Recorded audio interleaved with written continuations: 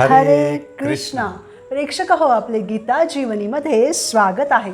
भगवद्गीता जशी आहे तशी, अध्याय 6, श्लोक क्रमांक 35. श्री भगवान उवाच असंशयं महाबाहो मनो दुर्निग्रहं चलम् अभ्यासेन तु कौन्तेय वैराग्येण च गृह्यते. भाषांतर. भगवान श्रीकृष्ण म्हणाले, हे महाबाहू कौंतेया, चंचल मनाला संयमित करणे निसंशय अत्यंत कठीण आहे, पण योग्य अभ्यासाने आणि अनासक्तीद्वारे मनाला वश करणे शक्य आहे. तर प्रेक्षक हो, आत्तापर्यंत आपण पाहिलं की अर्जुन श्रीकृष्णांना म्हणतो की वायूला नियंत्रित करण्यापेक्षाही चंचल, हट्टी, बलवान असणाऱ्या, विचलित करणाऱ्या मनाला नियंत्रित करणं कठीण आहे. हो, आपण त्याचा अनुभव घेतलेला आहे, परंतु मन नियंत्रित करणं कठीण जरी असलं तरी ते अशक्य नाही. कसं, तेच श्रीकृष्ण येथे सांगतात. चला पाहू. तर प्रेक्षक हो, कृपाळू भगवंत अर्जुनाच्या त्याचप्रमाणे आपल्या ही भावना समजतात की चंचल मनाला संयमित करणं निसंशय अत्यंत कठीण आहे. उदाहरणार्थ, ज्याप्रमाणे लहान मुलाला काही त्रास होत असला तर तो त्याच्या आईवडिलांकडे जातो आणि त्यांना त्याच्या त्रासाबद्दल सांगतो. तेव्हा ते आईवडील त्याचा त्रास समजून घेतात आणि उपायही सांगतात. त्याचप्रमाणे कृष्णही आपल्याला अनियंत्रित मनाच्या त्रासापासून मुक्त करण्यासाठी येथे 2 उपाय सांगत आहेत. ते उपाय म्हणजे अभ्यास आणि विरक्ती, म्हणजे सराव आणि अनासक्ती होय. अगोदर आपण अभ्यासाबद्दल बोलूयात. तर अभ्यास म्हणजे कोणत्याही क्षेत्रात यश आणि परिपूर्णता प्राप्त करण्यासाठी सातत्यानं आणि नियमितपणे केला जातो तो सराव होय. उदाहरणार्थ, एखादा विद्यार्थी रोज गणिताची उदाहरणं सोडवत राहिला तर त्याचं गणित अधिक चांगलं होतं, हा त्याचा अभ्यास आहे. किंवा एखादा गायक दररोज रियाज करतो, त्यामुळे त्याचा आवाज आणि गायनकला विकसित होते, हा त्याचा अभ्यास झाला. तसेच क्रिकेटपटू दररोज बॅटिंग आणि बॉलिंगचा सराव करतो, त्यामुळे त्याचं कौशल्यही वाढतं. म्हणूनच आपण म्हणतो की प्रॅक्टिस मेक्स पर्सन परफेक्ट.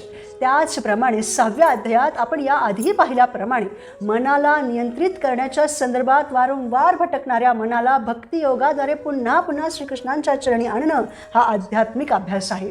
कारण सद्यस्थितीत पवित्र स्थळी निवास करणं, परमात्म्यावर मन केंद्रित करणं, मन आणि इंद्रिये संयमित करणं, ब्रह्मचर्याचं पालन करणं, एकांतवासात राहणं इत्यादी कठोर नियमांचं पालन कोणीही करू शकत नाही. म्हणून कलियुगामध्ये सराव करता येण्याजोगी गोष्ट म्हणजे भक्ती योगच आहे, हे आपण समजून घेतलं पाहिजे. त्यासाठीच अनुकूल्यस्य संकल्प म्हणजे भक्तीसाठी अनुकूल असलेल्या गोष्टी आपण केल्या पाहिजे. त्यासाठीच कृष्ण भावनेमध्ये सांगण्यात आलेले आहे ती नवविधा भक्ती. नवविधा भक्ती म्हणजे श्रवणम, कीर्तनम, विष्णू स्मरणम, अर्चनम, पादसेवनम, वंदनम, दास्यम, सख्यम, आत्मनिवेदनम होय, असे प्रल्हाद महाराज भागवतामध्ये सांगतात. नवविधा भक्तीतील सर्वात महत्त्वाचं अंग म्हणजे श्रवणम होय. कारण अर्जुन सुभद्रेला चक्रव्यूहामध्ये कसा प्रवेश करायचा हे सांगत असताना तिच्या गर्भातील अभिमन्यूनेही ते ऐकलं होतं. म्हणजे काय, तर श्रवण सर्वात अगोदर विकसित होतं. त्याचप्रमाणे ज्याचा मृत्यू होणार असतो त्याला भगवद्गीता किंवा भगवंतांचं नाम ऐकवलं जातं, कारण ऐकून ऐकून त्याचं शुद्धीकरण व्हावं म्हणून.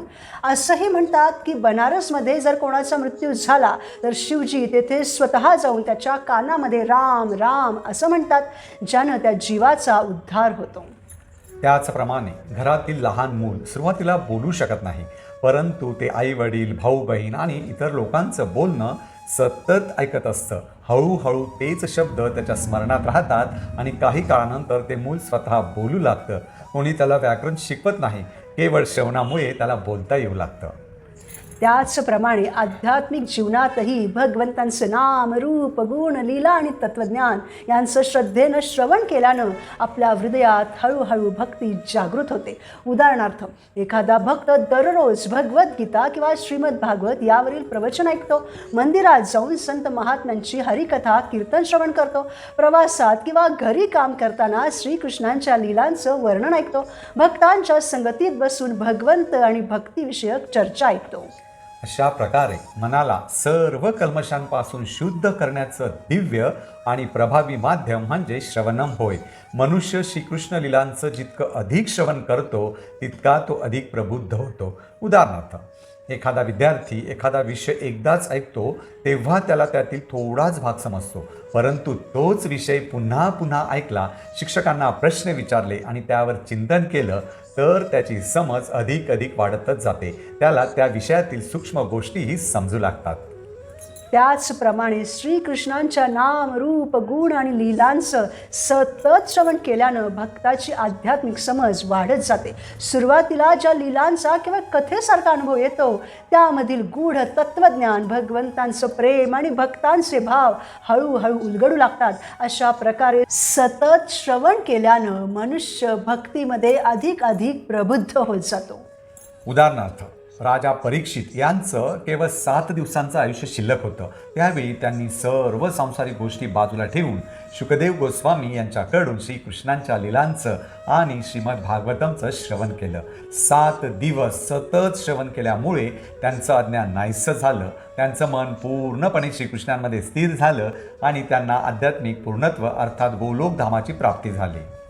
त्याचप्रमाणे जेव्हा आपण आत्मसाक्षात्कारी गुरूंच्या मुखातून रोज भगवद्गीता भागवताचं श्रवण, श्रीकृष्णांच्या लीलांचं श्रवण करतो तेव्हा सुरुवातीला आपल्याला त्या केवळ सुंदर कथा वाटू शकतात, पण कालांतराने आपल्याला श्रीकृष्णांचा करुणामय स्वभाव, भक्तांवरील प्रेम आणि भगवंतांशी असलेलं आपलं नातं समजू लागतं. त्यामुळे आपल्या जीवनाकडे पाहण्याचा दृष्टिकोन बदलतो, मन शांत होतं, नियंत्रित होतं आणि भक्ती दृढ होते. कारण जेव्हा आपण श्रीकृष्णांबद्दल ऐकतो तेव्हा श्रीकृष्ण स्वतः आपल्या मनाला नियंत्रित करतात, त्याला शक्तिशाली बनवतात. म्हणूनच श्रवणम हे भक्तीचं सर्वात महत्त्वाचं आणि मूलभूत अंग मानलं जातं. आपण जी भगवद्गीता वाचतो, श्रीमद भागवतम वाचतो, ती भगवंतांची वाणी आहे, भगवंतांच्या अनंत भक्तांची वाणी आहे, प्रभुपादांची वाणी आहे. वेदव्यासांनी, श्रील प्रभुपादांनी ती आपल्यासाठी लिखित रूपात दिलेली आहे, ज्यांनी पात्र अपात्र न बघता संपूर्ण जगामध्ये श्रीकृष्णांना वितरित केलं.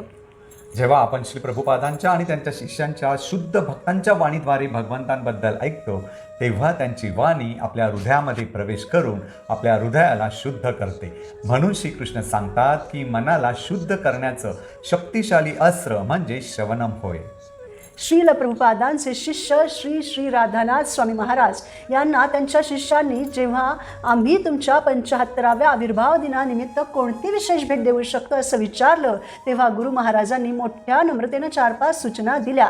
त्यामध्ये एक सूचना हीच आहे की कृपया श्रवण, नामजप आणि सेवा यात खोलवर जा. यावरूनही श्रवण किती महत्त्वाचं आहे हे आपल्या लक्षात येतं. म्हणूनच आपणही आपल्या आयुष्यभर भगवत भक्तीचा सराव केला पाहिजे. अनुकूल्यस्य संकल्प म्हणजे भक्तीसाठी जे जे अनुकूल आहे ते केलं पाहिजे. आपण कितीही व्यस्त असलो तरी शाळेत, ऑफिसमध्ये किंवा काही खरेदी करायला जाताना आपण आपल्या कानामध्ये इयरफोन घालून भगवंतांबद्दल तसेच भगवद्गीता, भागवताचे उपदेश तसेच हरे कृष्ण महामंत्र श्रवण करू शकतो. त्याने मानसिक असंतुलन नष्ट होतं, मानसिक आजार दूर होतात, आपलं मन हळूहळू नियंत्रणात येतं, कृष्ण भावनामय होतं. अशा सततच्या सरावानं अंत्यसमयी आपल्या मुखातून हरिनाम येतं आणि मग आपण भगवत धामाची प्राप्ती करू शकतो. हे झालं अनुकूल्यस्य संकल्पबद्दल. आता प्रतिकूल्यस्य वर्जनम म्हणजे मनाला नियंत्रित करण्यासाठी जे प्रतिकूल आहे त्याचा त्याग करणं, ते वर्ज करणं म्हणजे आसक्तीचा त्याग करणं. याबद्दल आता चर्चा करू.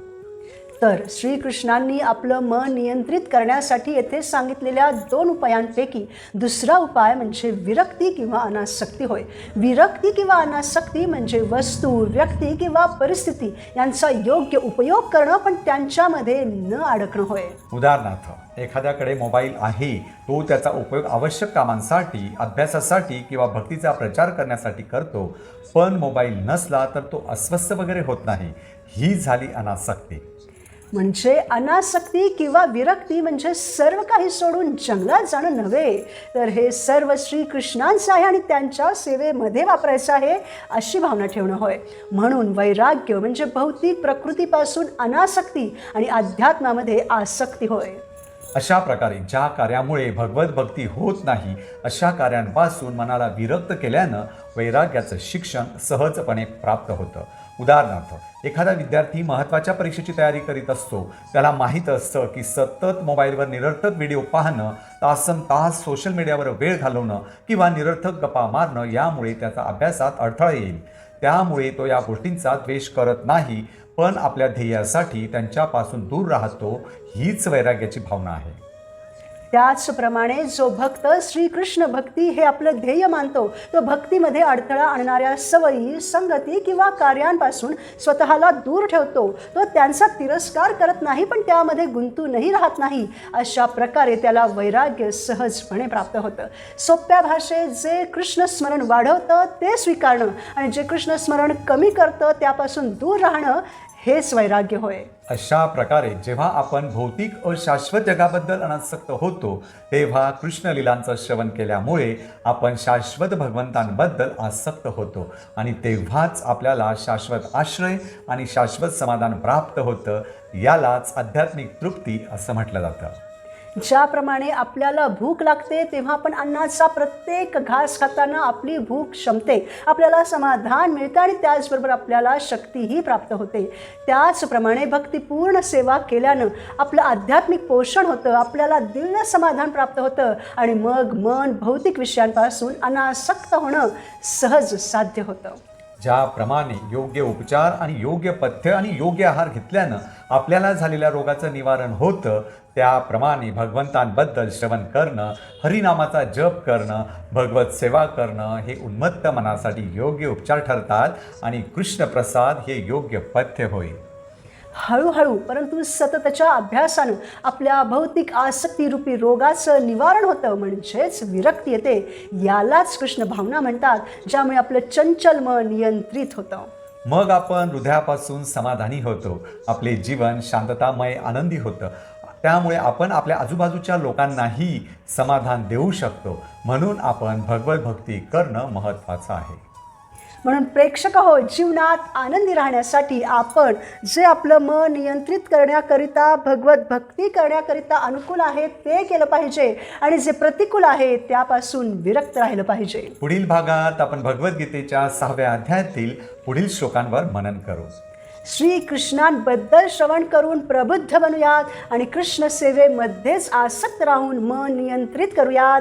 धन्यवाद. हरे कृष्णा.